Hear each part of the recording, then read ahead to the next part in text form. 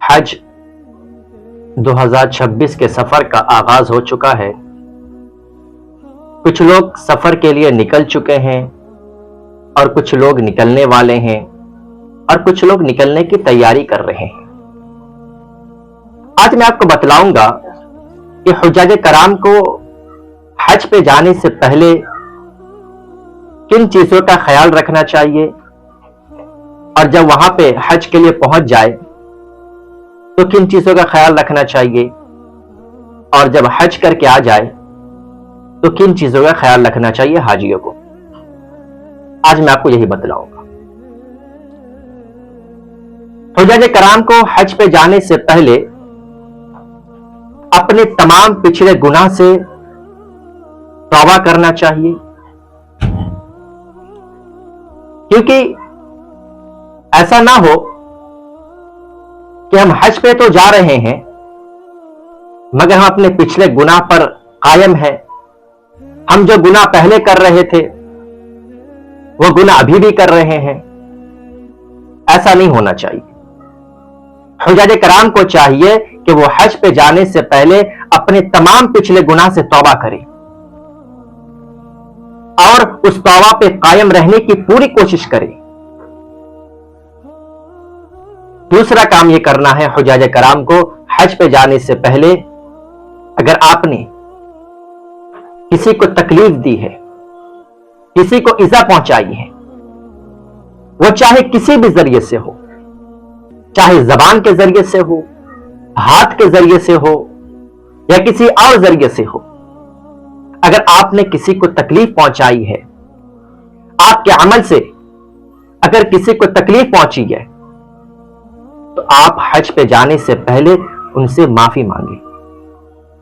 ہاں، ان سے معافی مانگے۔ ایسا نہیں ہو کہ آپ نے ایک میسج ڈال دیا واٹس ایپ پہ کہ بھائی میں حج پہ جا رہا ہوں، مجھے معاف کر دے، اور سامنے سے کوئی ریپلائی نہیں آیا۔ بالکل ایسا نہیں ہونا چاہیے۔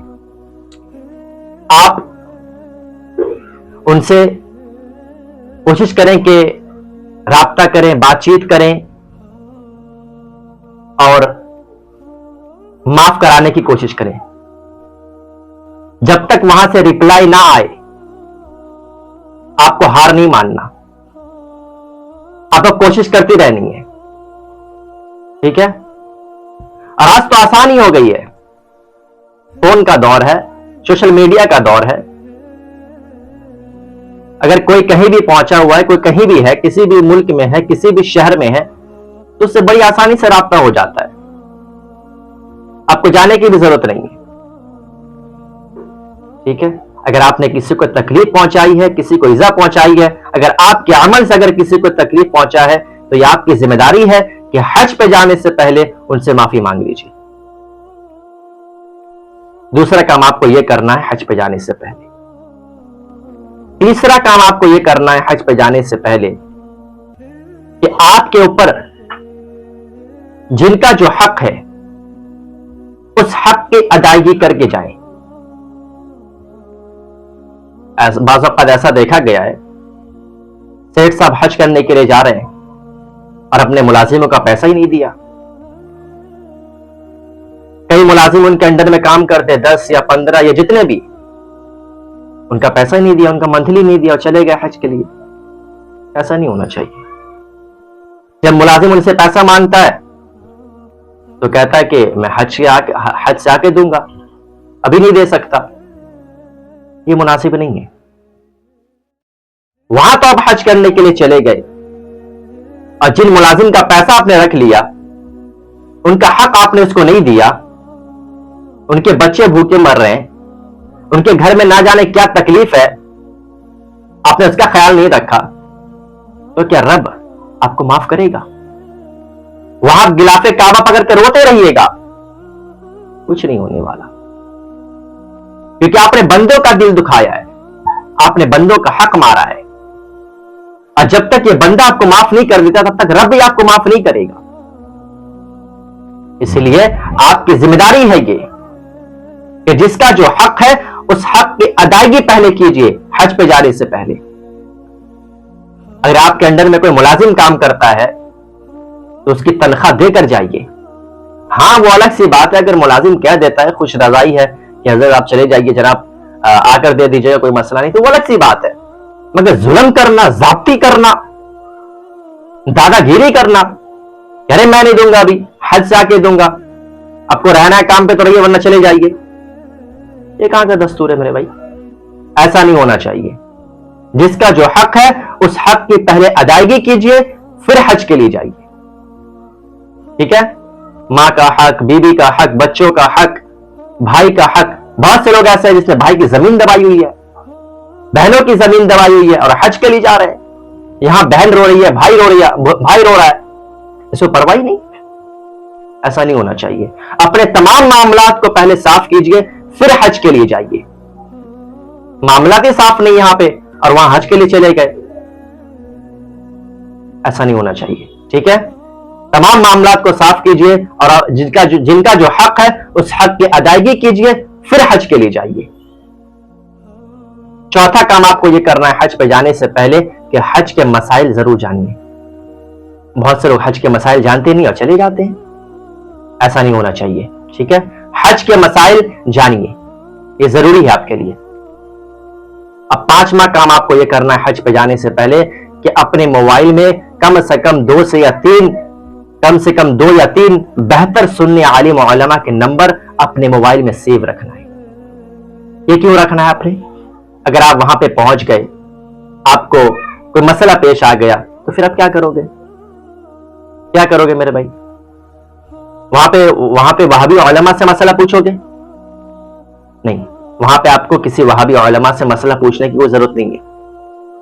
آپ اپنے سنی علماء سے رابطہ کریں گے، ان سے مسائل معلوم کریں گے، ٹھیک ہے؟ ہاں وہ الگ سی بات ہے اگر وہاں پہ کوئی سنی عالم علماء آپ کو مل جاتا ہے جو سنی ہو تو آپ ان سے مسئلہ معلوم کر سکتے ہیں، مگر بہتر یہی ہے کہ آپ اپنے موبائل میں کم سے کم 2 یا 3 سنی عالم علماء کے نمبر سیو رکھیں اور وہاں پہ کوئی بھی اگر مسئلہ آپ کو پیش آئے تو آپ ان سے فوراً رابطہ کریں۔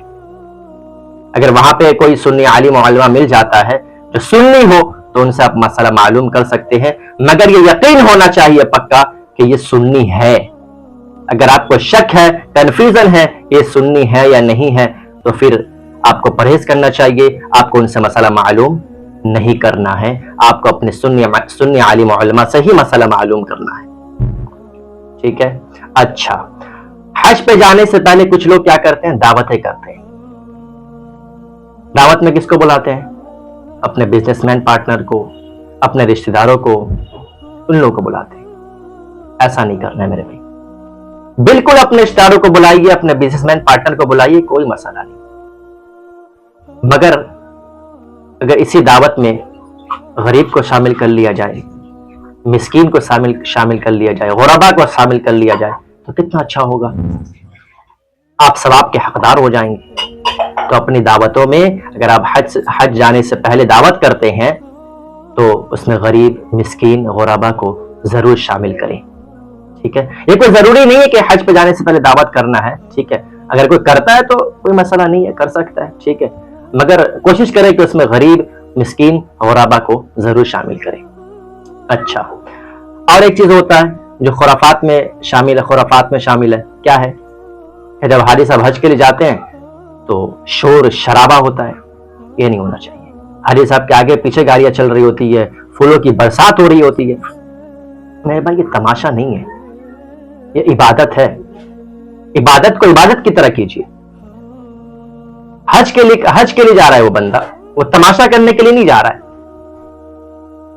پورے محلے جا رہے ہوتے ہیں، بسیں بھر بھر کے جا رہی ہوتی ہے ایک حاجی صاحب کو چھوڑنے کے لیے، ایسا نہیں ہونا چاہیے، ان سب چیزوں سے بچیے میرے بھائیوں۔ یہ تو ہو گئے کہ حج پہ جانے سے پہلے کن کن چیزوں کا خیال رکھنا ہے۔ اچھا، وہاں پہ حج کے لیے پہنچ گئے، اب آپ کو کیا کرنا ہے؟ دیکھیے وہ ادب کا مقام ہے، ادب کا خیال ضرور رکھیے گا، ادب کا خیال رکھیے گا۔ اگر آپ سے وہاں پہ جانے انجانے میں اگر کوئی بے ادبی ہو گئی نا تو کل قیامت میں ہو سکتا ہے کہ اللہ کریم آپ کی گرفت کرے، اسی لیے وہاں پہ جانے کے بعد ادب کا خیال ضرور رکھیے گا، اور ہر کام صبر و تحمل کے ساتھ کیجیے گا، جلد بازی نہ کیجیے گا، ہر کام صبر کے ساتھ کیجیے گا. اور کچھ لوگ وہاں پہ جا کے ریلز بنا رہے ہوتے ہیں, سیلفیاں لے رہے ہوتے ہیں. میرے بھائیو, وہ سیلفی لینے کی جگہ یا ریلز بنانے کی جگہ نہیں ہے. وہاں پہ رب کو راضی کرنے کی جگہ ہے. وہ خدا کو یاد کرنے کی جگہ ہے. وہاں پہ جا کے ریلز بنا رہے ہو, وہاں پہ جا کے سیلفیاں لے رہے ہو. ڈرو یار اللہ سے, ادب کرو اس مقام کا. اس لیے وہاں پہ جانے کے بعد ادب کا خیال ضرور رکھیے گا.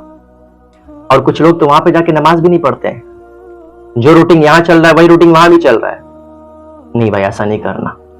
آپ کو نماز کی پابندی کرنی ہے وہاں جا کے, شریعت کی پوری پابندی کرنی ہے, سنت نبوی کی پوری پابندی کرنی ہے. اور صرف وہاں جا کے نہیں, وہاں سے آنے کے بعد بھی موت تک آپ کو شریعت کی پابندی کرنی ہے, سنت کی پابندی کرنی ہے. ٹھیک ہے. حج سے آنے کے بعد حجاج کرام کو چاہیے کہ وہ شریعت مطہرہ کی پوری پابندی کریں, پوری پابندی کریں. اگر وہ نماز نہیں پڑھتا تھا وہ نماز پڑھے. اگر وہ سودی کاروبار کرتا تھا وہ سودی کاروبار کو چھوڑ دے. وہ پچھلے تمام گناہ کو چھوڑ دے اس نے اگر حج سے آنے سے پہلے جو گناہ کیے, اور شریعت مطہرہ کی پابندی کرے. ایسا نہیں ہے کہ اگر کوئی حاجی بن گیا تو اسے مسجد کا صدر بننا ہی ہے, کسی مدرسے کا سیکریٹری بننا ہی ہے. ایسا نہیں ہے. ایسا دیکھا گیا بہت جگہ. اگر کوئی محلے میں حاجی بن گیا تو اگر اسے مسجد کا صدر نہ بنایا گیا, مدرسے کا سیکریٹری نہ بنایا گیا, یا کسی کمیٹی میں اگر کوئی بڑا عہدہ نہ دیا گیا تو وہ ناراض ہو جاتے ہیں. میرے بھائیو, تم حج کر کے آئے ہو دنیا میں عہدے پانے کے لیے نہیں, رب کو راضی کرنے کے لیے حج کیا ہے تم نے.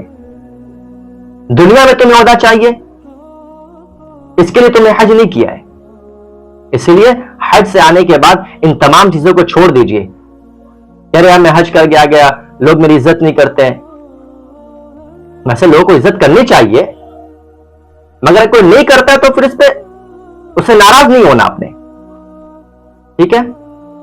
اچھا, حج سے آنے کے بعد یہ دیکھا گیا بہت جگہ کہ حاجی صاحب غیر محرم لوگوں سے مل رہے ہوتے ہیں, ان سے گلے مل رہے ہوتے ہیں, لڑکیاں سے مصافحہ کر رہے ہوتے ہیں. ارے بھائی, حج سے آنے کے بعد کیا یہ تمہارے لیے جائز ہو گیا ہے لڑکیوں سے ملنا, ان سے مصافحہ کرنا؟ ان سب تمام چیزوں سے بچیے گا. یہ شریعت کی خلاف ورزی ہے. اور حج پہ جانے کے بعد وہاں پہ تمام مسلمانوں کے لیے, ملک ہندوستان کے لیے امن و امان کے لیے ضرور دعا کیجیے گا. اللہ کریم کی بارگاہ میں دعا ہے کہ مولا تعالی ہمیں اور آپ کو کہنے سننے سے زیادہ عمل صالح کی توفیق نصیب کرے.